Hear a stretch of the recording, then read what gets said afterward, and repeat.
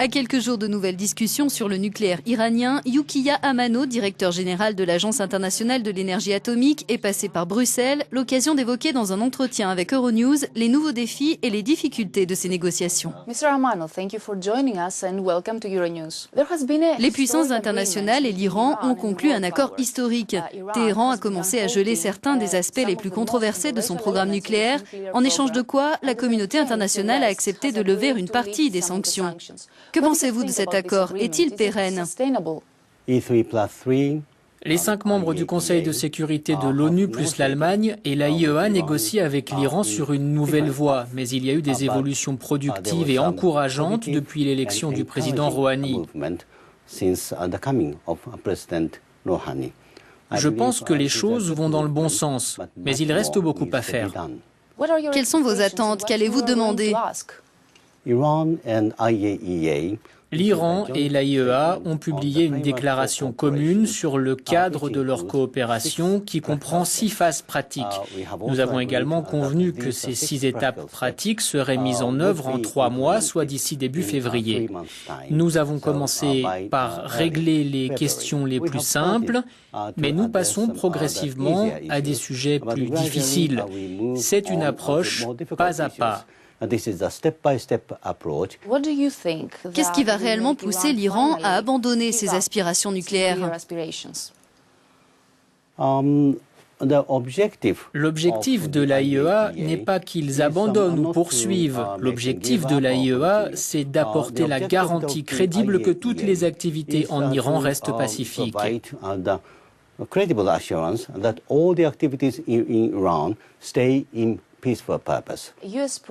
En mars 2013, le président américain Barack Obama a déclaré à une télévision israélienne que son administration pensait qu'il faudrait, je cite, environ un peu plus d'1 an à l'Iran pour développer une arme nucléaire.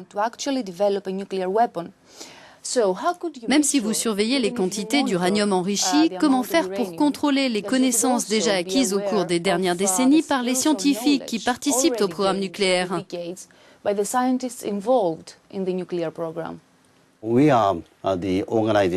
La mission de notre organisation, c'est de vérifier la nature pacifique des activités. Nous n'apportons pas d'expertise militaire. Il est difficile de répondre directement à votre question, mais laissez-moi vous dire ceci. L'AIEA a multiplié par 2 ses efforts pour vérifier et surveiller les activités en Iran. Cela signifie que nous sommes capables de détecter la moindre évolution très rapidement. Et cette capacité de détection précoce permet d'empêcher que les choses ne prennent une autre tournure.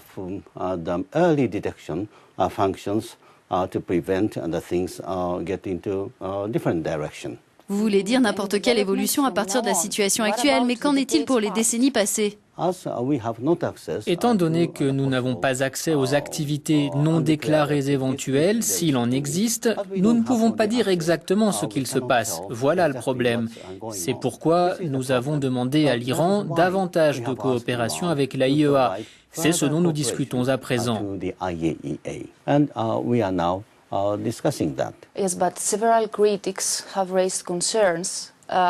Certains s'inquiètent de voir l'Iran devenir une nouvelle Corée du Nord. Pyongyang a secrètement acquis des capacités nucléaires militaires, malgré les efforts des États-Unis.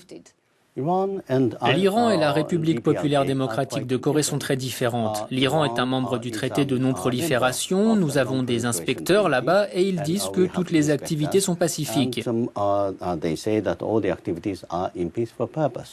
Pour ce qui est de la Corée du Nord, elle a déclaré qu'elle se retirait du traité de non-prolifération, elle a expulsé les inspecteurs et elle a même procédé à des essais d'armes nucléaires. Je ne veux pas mélanger ces 2 dossiers. Vous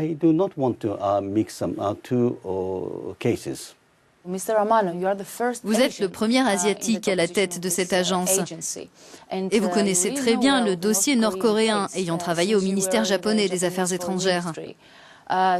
Quel danger représente ce régime, étant donné les allégations selon lesquelles Pyongyang aurait fourni diverses armes à des pays du Proche-Orient? Nous avons entendu certaines rumeurs, des spéculations, mais nous n'avons pas de preuves pour les confirmer. Du point de vue de l'Europe, le nucléaire iranien est la plus grande priorité. Mais étant moi-même originaire d'une autre région du monde, je sais combien la question du nucléaire nord-coréen constitue un grave problème de sécurité pour la région et au-delà.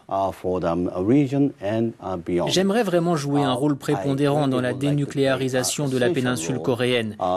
Mais pour y parvenir, il est essentiel que les 6 pays qui participent aux négociations trouvent un consensus. Among the 6 countries involved in the negotiation is essential. 9 pays dans le monde sont dotés de l'arme atomique. Certains continuent d'augmenter leur stock de têtes nucléaires et la technologie continue à proliférer. Y a-t-il encore un espoir d'arrêter la prolifération des armes nucléaires ou est-ce devenu une utopie comme le pensent certains spécialistes ? Quand j'ai rejoint l'AIEA en 2009, 93 pays avaient adopté le protocole additionnel au traité de non-prolifération des armes nucléaires.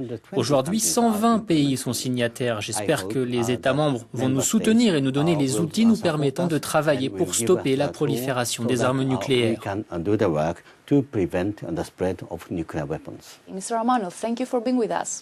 Thank you very much.